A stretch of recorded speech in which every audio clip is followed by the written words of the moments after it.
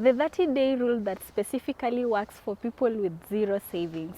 If you tried to save in 2025 but failed to make any progress, this video is for you. The 30-day rule is specifically made for people who are trying to build basic savings habits. As you make new resolutions in 2026, the 30-day rule may be a good starting point in rebuilding your money habits and kickstarting your wealth creation journey. The idea behind this is simple. Train your mind to tell the difference between needs and wants. Then do away with unnecessary expenses. Whenever you come across something that you want to buy but it's not essential, you don't purchase it immediately. Instead, you write it down. That is the item, the date, the cost, and then you wait for 30 days. Here is how the rule works. First, wait for 30 days before making an impulse purchase. Give yourself a full month to think about it. This protects you from impulse purchases.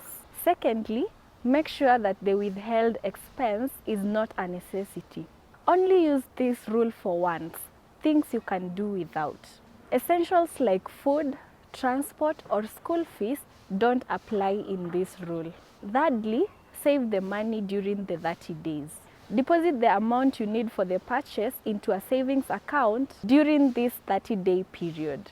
Some MMFs will also work for such short savings needs.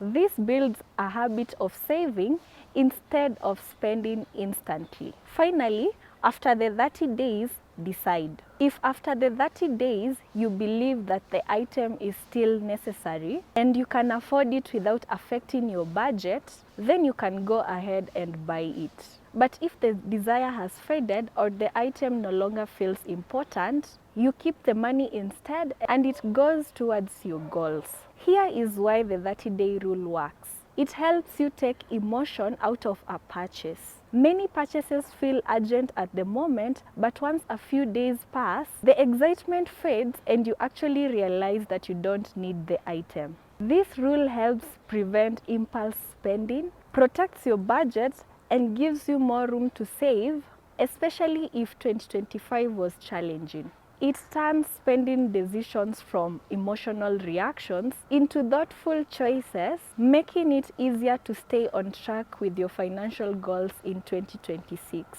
For this and more finance tips, we have a partnership with Lua. Lua is a free AI assistant on WhatsApp that can help you schedule meetings, summarize long documents, book hotels, and apply for a business loan from Numida. Visit money254.co.ke or click the link in bio to apply for your business loan today.